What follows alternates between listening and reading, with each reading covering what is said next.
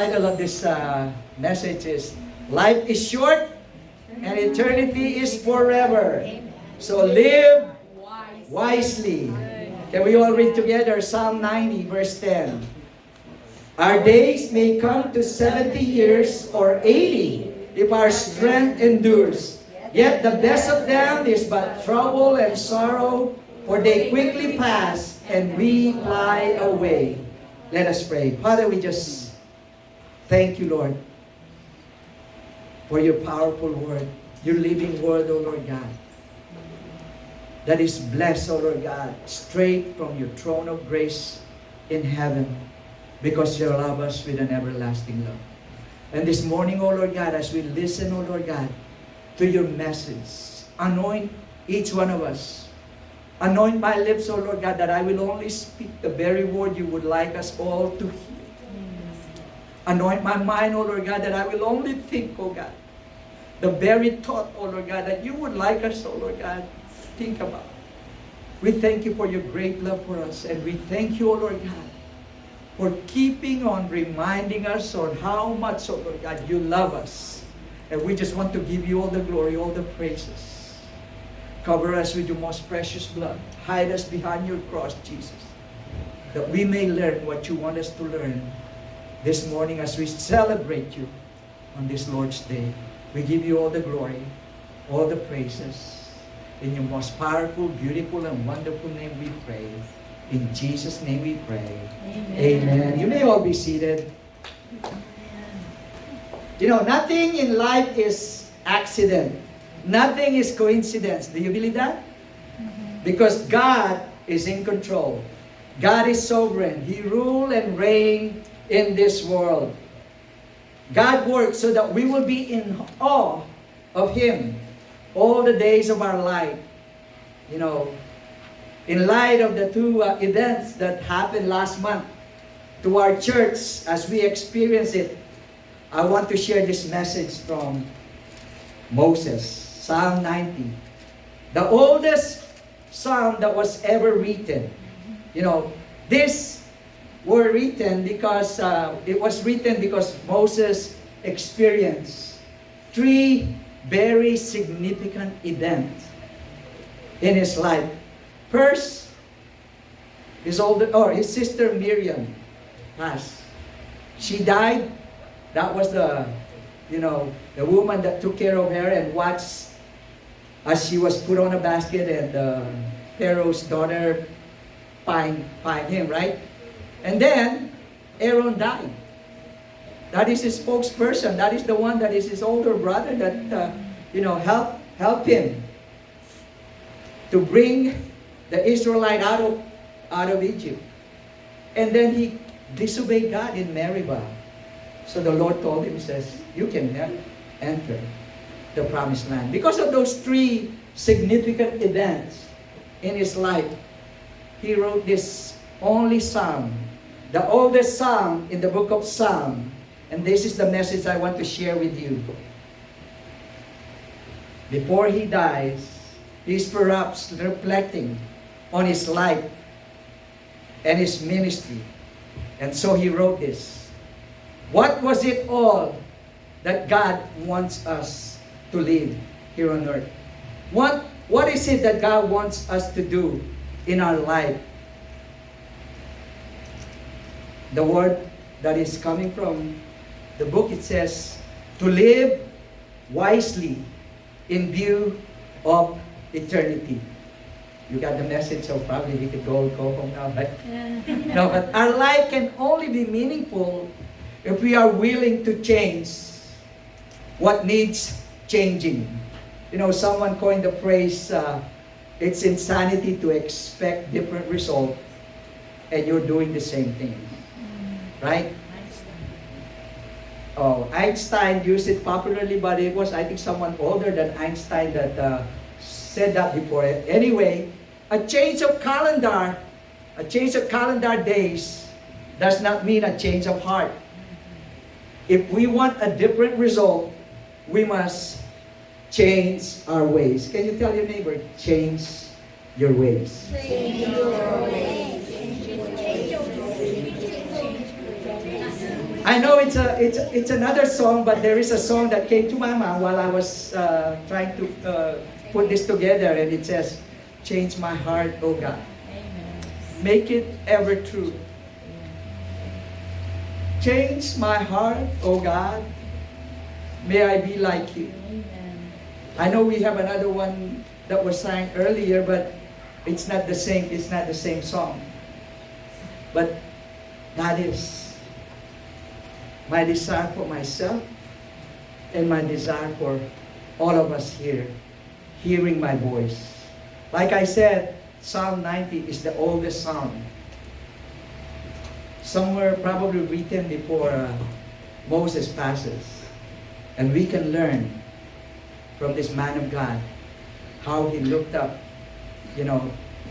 his life in view of eternity. It's his prayer. If you get to the book of Psalm and you look at the heading on Psalm 90, it is Moses' prayer, a man of God. So I only have 3 points. The first one is, know God better. Or that could be interchangeable with the second point, right? Because I want to know myself better and deeper. So we could probably put those together as well. But know God deeper. As you all know, Moses was, had the great privilege of hearing from God, speaking to God, and experience the very presence of God. Psalm 90 verses 1 and 2 tells us, "Lord, you have been our dwelling place throughout all generations. Before the mountains were born, or you brought forth the whole world, from everlasting to everlasting, you are God." So it's a declaration that there is no one else in all the universe that can sustain you, that can help you, that can guide you. It is God. He's the only one. That's why we call Him Almighty, all-powerful, everlasting God. Our greatest weakness today in our church is our limited view of God, because we live too distant from Him. So we're not able to respond, properly to the things that is happening in our lives, to the problems we experience, to the situation and circumstances that's going around. Our moral life will not be in order if we do not have a right view of God. It is impossible to keep our moral compass, to keep our moral practices sound, while our idea of God is erroneous and inadequate. Tell your neighbor, know God deeper. Know God deeper. No, God, wait. What's the other one? What's the other one? What's the other one? And Moses said, "Oh God, you are our refuge. You are our dwelling place. Because home is where you find rest, comfort, and security. No matter what your own experience of home may be, God is letting us know that He is our refuge. He is our mighty fortress. He is our covering. He is the one that can, help us. He is our home." Though Moses wandered through the wilderness for 40 years with the Israelites, he never, got to enter the promised land, as we all know, because he was punished for disobeying God in Meribah. But he can say that God was his home. God is also our creator. He's the one who made us. He's the one who made the heavens and the earth, the mountains, everything we see in all the universe, because by His word, everything was created. So, Moses says something about mountains because it's a symbol of stability. God is eternal.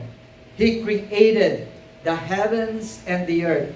And we don't really have a real understanding of what it means to be eternal because we have a beginning and an end.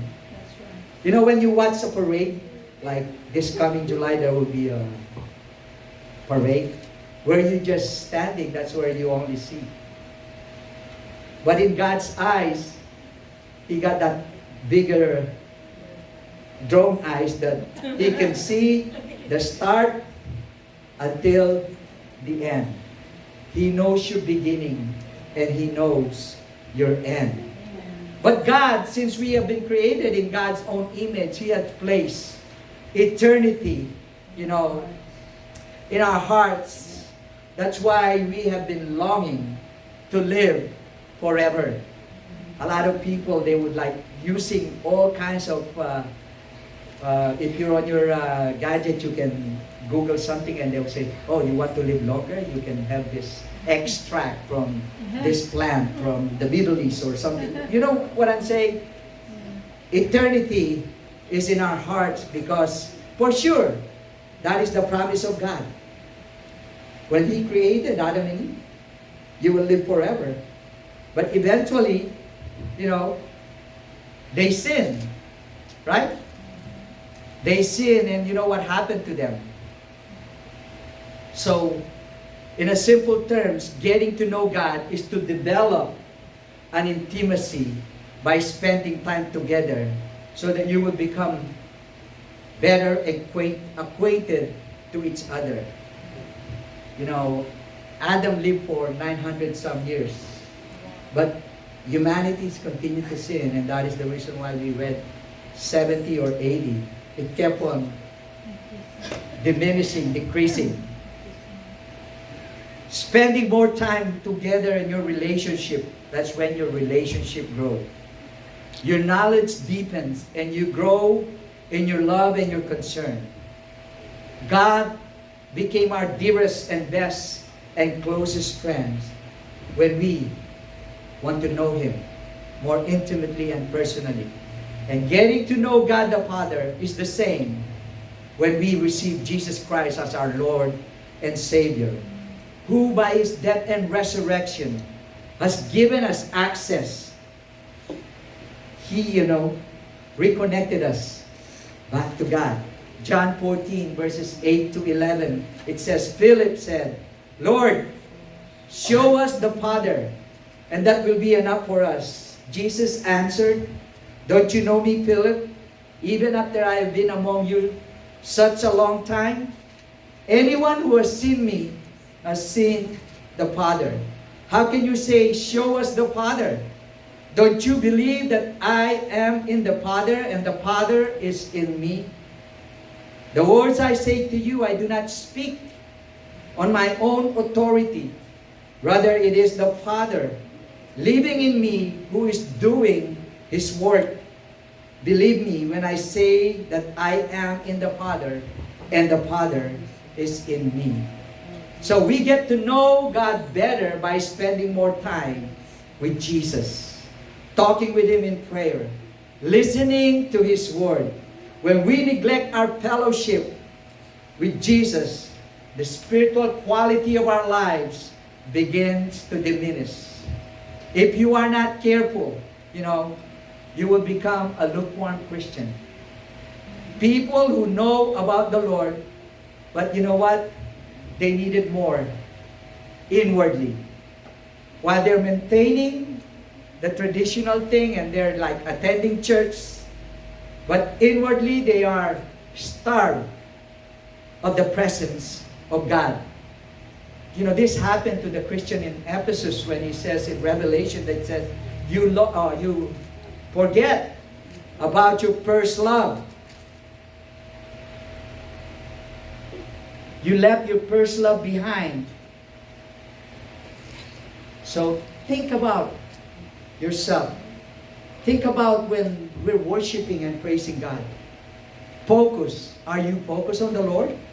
Or are you filled with all the worries and things of this world? Or were you distracted by all the things that is happening around you? So here is the key. We can only worship someone we know and we really love. We can only love someone we know. Worship fundamentally begins from the heart. When we come to know God deeper, that's when we realize how much we want more of God. If we really know Him as He wants us to be known, we will love Him. And if we really love Him, we will explode in our worship to Him. Because He's our Maker. He's our Defender. He's our Redeemer. He's our closest friend. As we gratefully sing and worship Him, that is the reason why services are like that, so that we can, for those who only experience the presence of God every Sunday, who are just, secular people on those first 6 days of the week, we have the opportunity to worship so that we can experience the very presence of God. Serious problem develops when we don't grow in our relationship with God. If we don't truly know Him, we will certainly create a convenient God to us. A lot of people worship a God of their own illusion, a God created out of their own hearts. They have manufactured a God that make it possible for them to feel okay, even though in reality, they have troubled hearts. Let me tell you something. God is not affected by what we believe. God is God no matter what. He is almighty before we even found Him and found us. He is the King over all. He is the King of kings and the Lord of lords. He is the same yesterday and forever. So in knowing Him, we will come to love Him. And when we love Him, we will worship Him with an expression coming straight from our souls, that we will not be able to contain it, but just keep on jumping and dancing and glorifying, because we are getting to know Him deeper and deeper in our lives. Tell your neighbor, knowing God deeper should be your greatest priority. Knowing God deeper should be your greatest priority.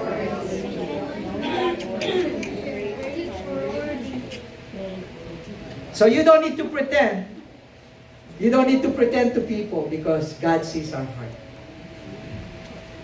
He loves you because God is eternal. He changes not. He's the same God yesterday, today, and forevermore.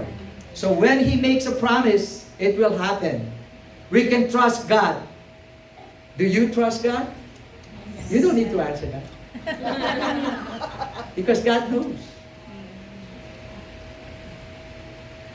But I can tell you, if you're always anxious and worried, that means you don't truly trust God.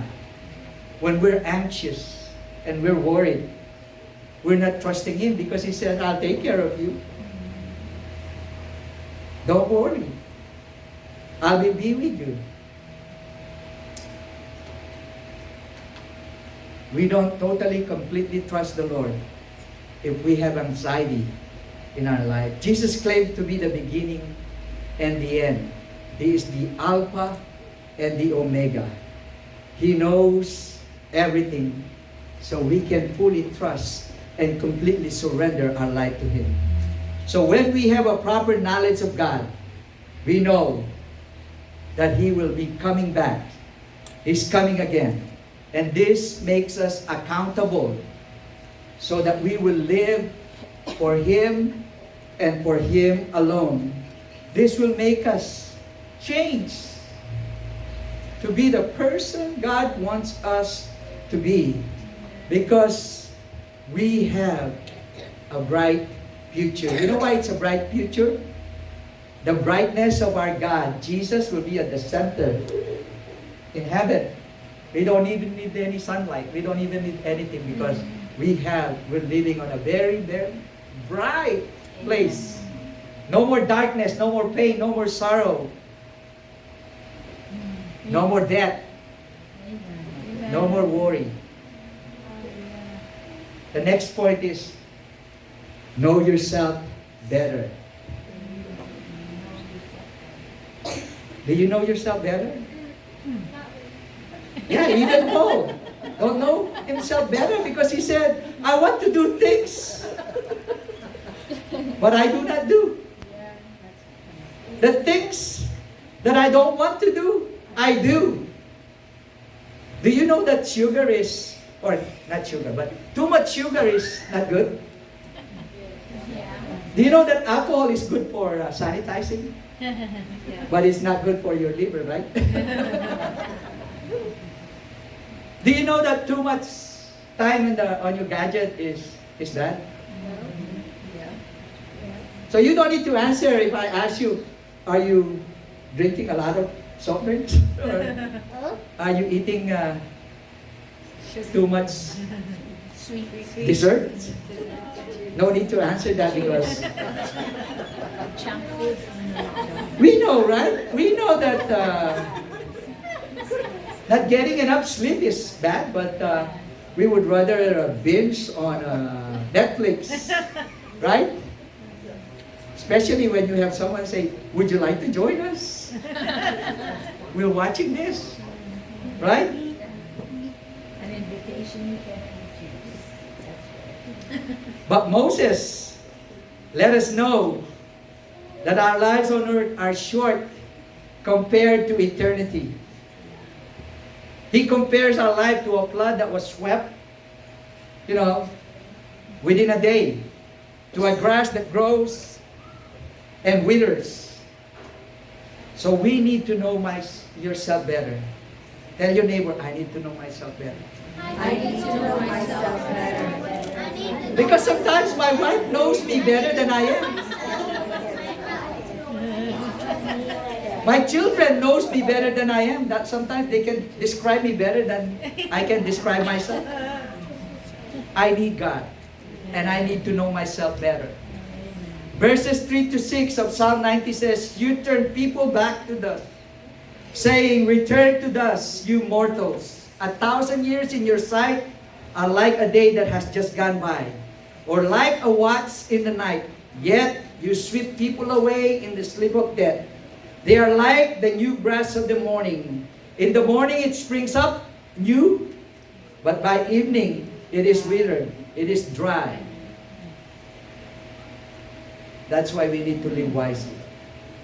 We need to use our time wisely. And Moses talks about our secret sins. Your weaknesses, your failures, your boo-boos, your irks. Other people may not see it, but God sees it. God's anger towards sin is not arbitrary. He will not allow unrighteousness in us because He is holy. So for your own sake,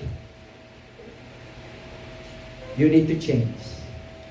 Tell your neighbor, we need to change. We need to change.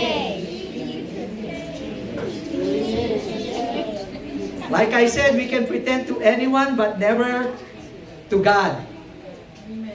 Psalm 7 verses 9 and 11 tells us, we are consumed by your anger and terrified by your indignation. You have set our iniquities before you, our secret sins in the light of your presence. All our days pass away under your wrath. We finish our years with a moan. If only we knew the power of your anger. Your wrath is as great as the fear that is your due. Verses 17. Yes. Not 7. No, verses 7 to 9. I'm sorry. That is Psalm 90 verses 7, 9, and 11. Okay, because we're going down deeper with Psalm 90. We may not experience His wrath as we imagine, but God is speaking to you. God is speaking to you. Because we have our conscience. Our conscience bear witness to how true our condition is before the Lord.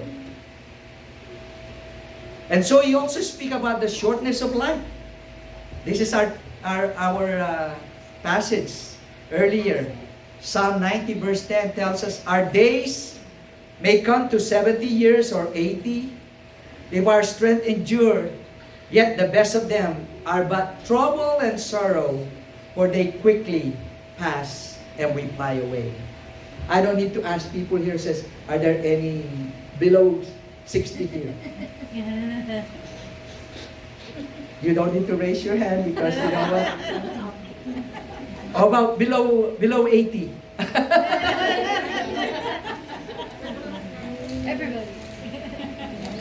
Like I said earlier, we were created to live forever, but because of sin, you know, our lifetime was cut short and short. So the description about 70 and 80 is kind of like about right. Because the Word of God is right. So knowing about the shortness of life should move us, especially when we come together to remember who we are in light of eternity. We need God's mercy. We need His grace. You know, Ecclesiastes 12 verses 13 to 14 tells us, the end of the matter, all has been heard. Fear God and keep His commandments, for this is the whole duty of man. For God will bring every deed into judgment with every secret thing, whether good or evil. So when you are being disciplined by the Lord, accept that. Because God is a just God. He is a righteous God. He never make mistake. He never need to change because He is perfect. God is God and we are not. And when we discern that we need His discipline, James 1:5 tells us, if any of you lacks wisdom, let him ask God, who gives generously to all without reproach, and it will be given him. Live wisely by knowing God deeper and by knowing yourself better. And lastly, where's the third point? Third point, sis? Verses 12 to 17. Someone said, I think I had that slide also. E.M. Bounds, is it there?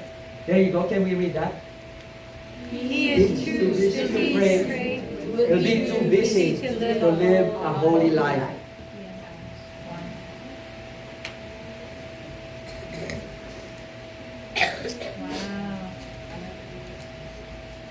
I know so many of us here are busy. But if you are getting busy with something else and not with the things of God, you have a wrong priority. Yeah. Yes.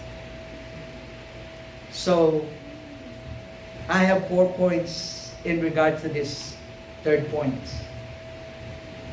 Because we need to learn to pray. And in this particular psalm, Moses wants us to pray before God in 4 particulars. The first one, he wants us to pray for wisdom. Because our prayers reveals our spirituality. And it reveals your intimacy with God. Numbering your days means to make your life count.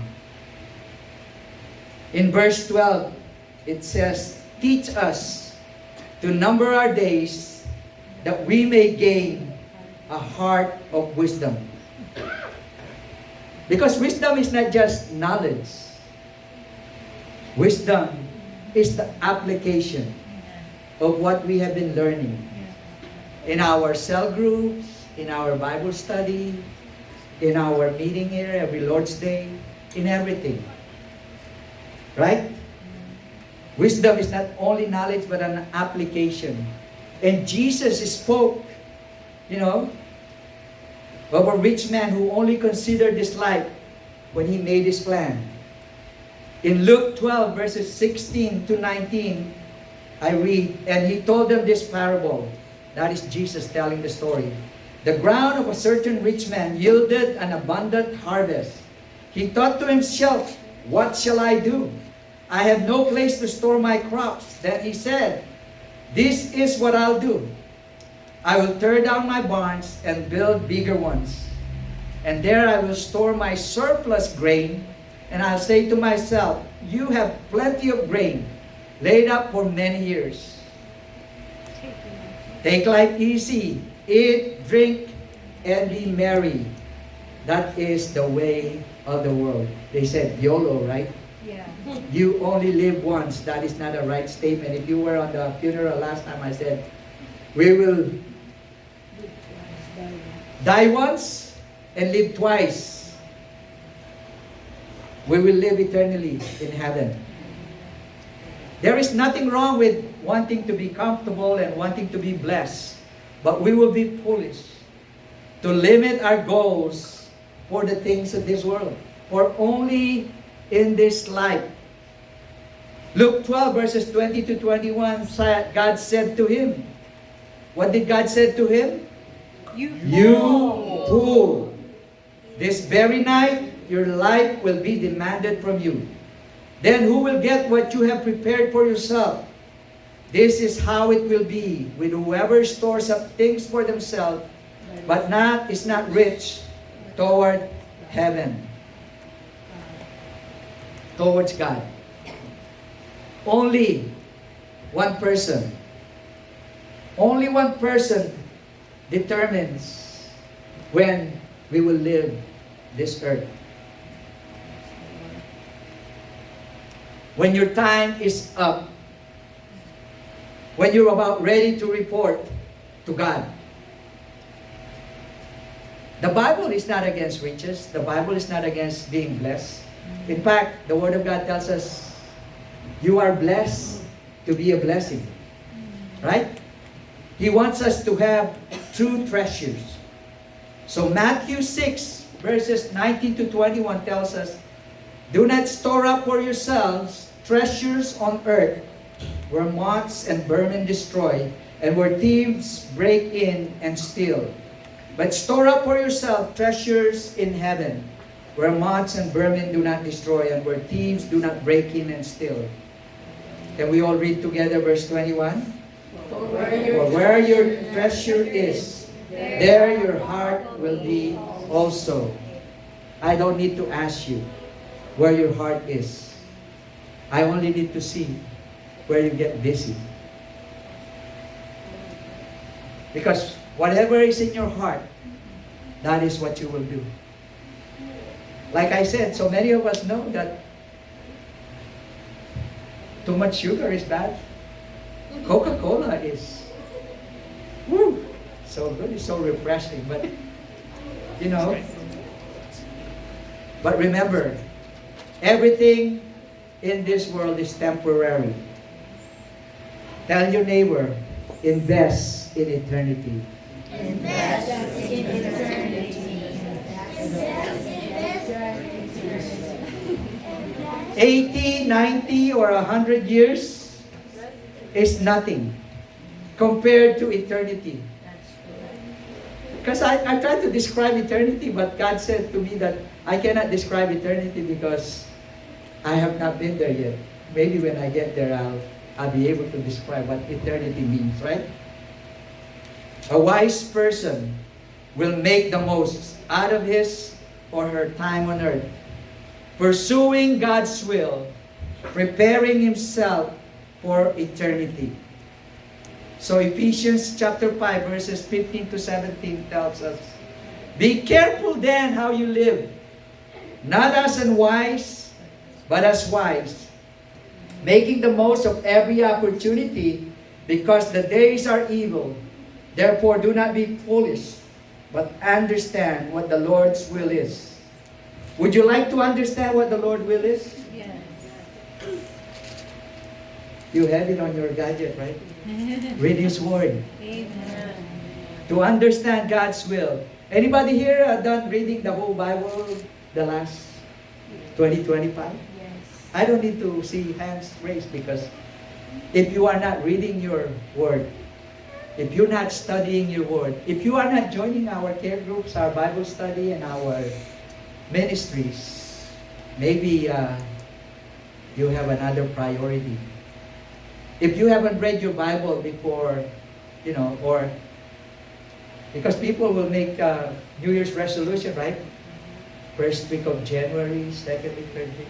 Now it's already is it the 6th week now? So did you stop reading your Bible already, or are you still on track? Because smartphones are so smart now, it tells you, it says, hey, you missed a day. Hey, you missed 3 days. You need to catch up. Right? We must read the Bible so that we will be careful to do what God says. Because Joshua 1:8 tells us, keep this book of the law always on your lips. Meditate on it day and night, so that you may be careful to do everything written in it. Then, what will happen? You will be prosperous and successful. Not in a worldly way, but in God's way. I was like, while we were singing here, I was just meditating, and I thought of the past president, Jimmy Carter. I know he lives a long life. But when I was in Supply Corps School in Georgia, my fellow student there said, I need to go to attend Jimmy Carter's Sunday school, because even up to now, he's still teaching Sunday school. Many people try to describe this person, but he tried his very best to live for the kingdom in his own way. And God understands our hearts. He knows if you are doing your very best to live for God, He may let you live past 80 and be able to build some houses, right? Because that's what He did after His presidency, although His presidency is not that great. But no one is perfect in this world. Everybody would like to say, oh, he's not Republican, or he's not this. But if you are living for the Lord, you will be successful and prosperous, not in a way of this world, but in God's eyes. Because we will meet Him and He will ask you, what have you done? Right? Read the whole Bible if you truly believe God's Word, and you can consider yourself wise. Tell your neighbor, you're not wise if you have not read the Word of God. If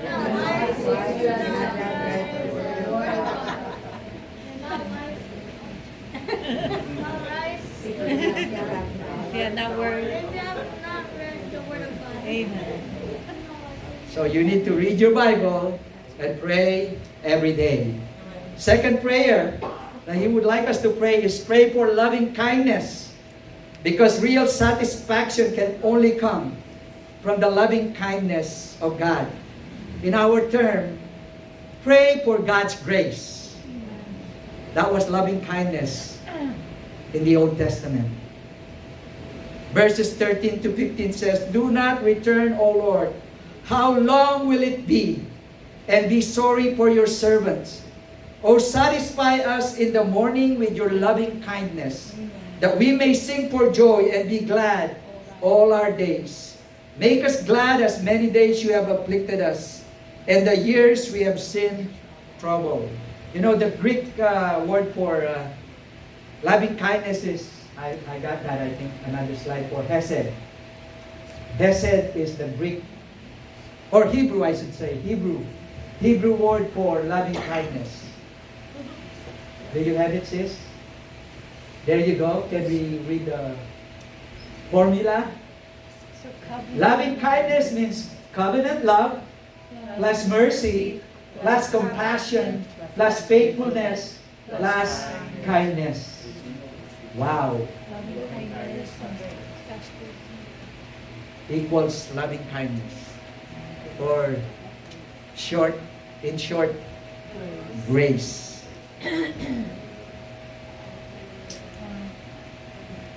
The loving kindness of God never stops because He is the same. Right? Lamentation 3:21 to 23 tells us, the Lord's loving kindnesses indeed never ceases. I like this translation. You know why? It's not just loving kindness, but loving kindnesses. For His compassion should never fail. They are new every morning. Great is God's faithfulness. You know, with all those stubborn people that Moses led out of Egypt, he learned to pray hard. He prayed so hard, he interceded for them because they are stubborn people. Is that a similar description to who you are?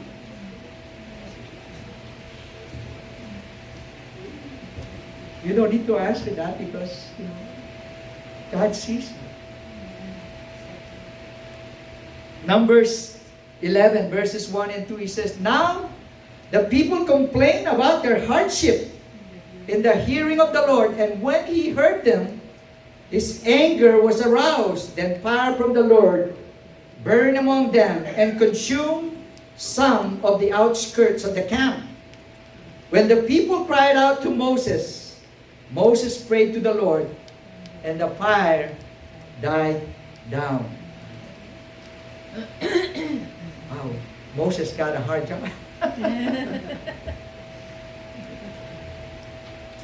In chapter 14, verses 11 and 12, the Lord said to Moses, how long will these people treat me with contempt? He is their leader. How long will they refuse to believe in me, in spite of all the signs I have performed among them? I will strike them down with a plague and destroy them. But I will make you into a nation greater and stronger than they. I stand corrected here because it is God who's telling that to Moses. The Lord said to Moses. And the Lord is telling us as well. But Moses prayed for God's loving kindness. That's so much, right? Loving kindness. It's no longer there, but so much plus equals loving kindness. Numbers 14 verses 19 to 20.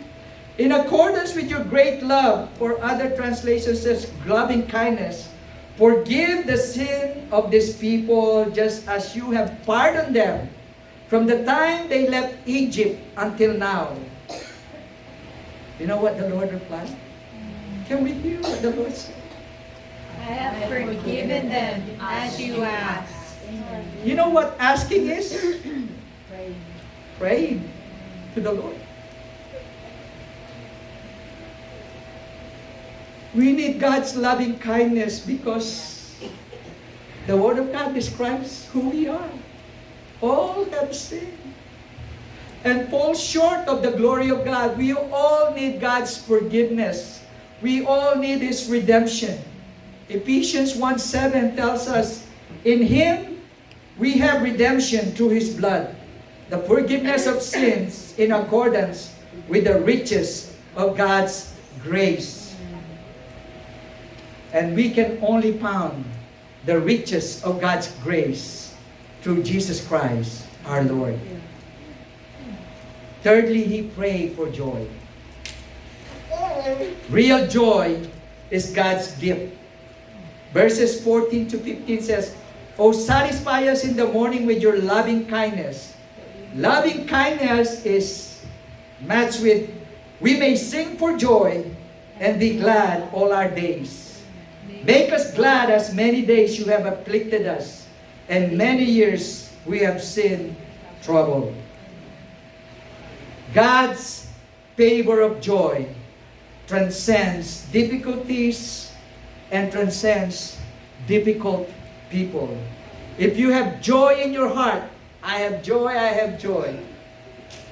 You can share Jesus to those young kids that can just keep on banging and banging their metal doors. You can share to those homeless that would just like to come to you when you have some good food to give them. You can share to anyone. If you have the joy of the Lord, you will have strength to carry on because the joy of the Lord is our strength. God's favor of joy transcends difficulties and difficult people. Moses went through so much problem with this Israelite that left Egypt. 40 years, imagine that. That's a whole generation. Because he was doing God's will. In Numbers 11 to 12, he says, he asked the Lord, why you have brought this trouble on your servant? What have I done to displease you that you put the burden of all these people on me? Did I conceive all these people? Did I give them birth? Why do you tell me to carry them in my arms as a nurse carries an infant to the land you promised an oath to their ancestors? Sometimes even parents complain about their kids, right? You even board them for 9 months and sometimes you complain. Moses was complaining here because you know what? None of them are his kids. They're just his co-Israelite, but he was having a miserable life. He was having a miserable time because of the people he was leading.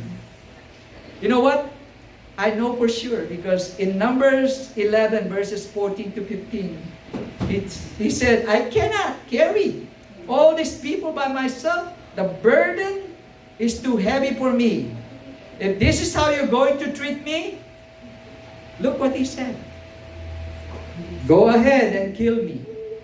You remember a prophet who said the same thing? Kill me now.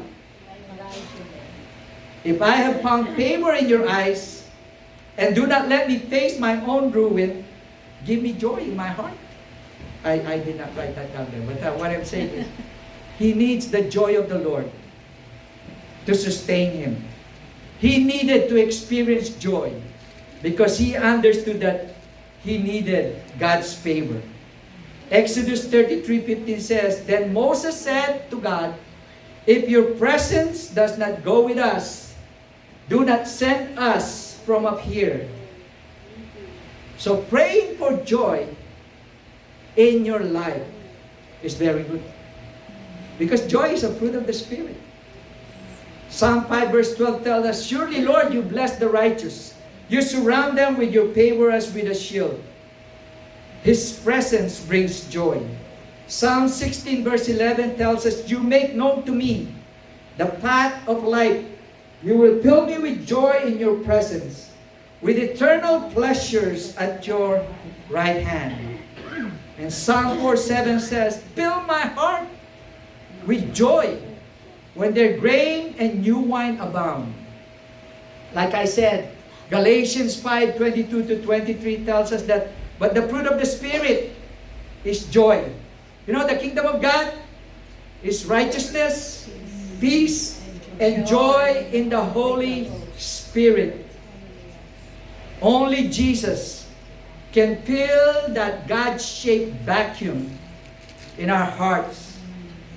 Romans 15:13 tells us, may the God of hope fill you with all the joy and peace as you trust in Him, so that you may overflow with hope by the power of the Holy Spirit. So, pray for God's favor that He will give you joy in serving, joy in doing His will, joy in persevering, joy in doing kingdom's will.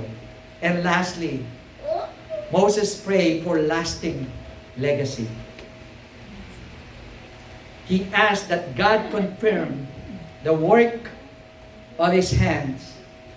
Verse 16 and 17 tells us, let your work appear to your servants and your majesty to their children. May the kindness of the Lord our God be upon us, and confirm for us the work of our hands. That's not enough. Yes, confirm the work of our hands. Without God's blessing, everything in our lives right now will eventually disappear. Don't waste your life doing something that is meaningless. You know, the teacher, Solomon, who wrote Ecclesiastes, you know the context of the book? Is life is meaningless. Meaningless. It is meaningless if you don't have the Lord in your life.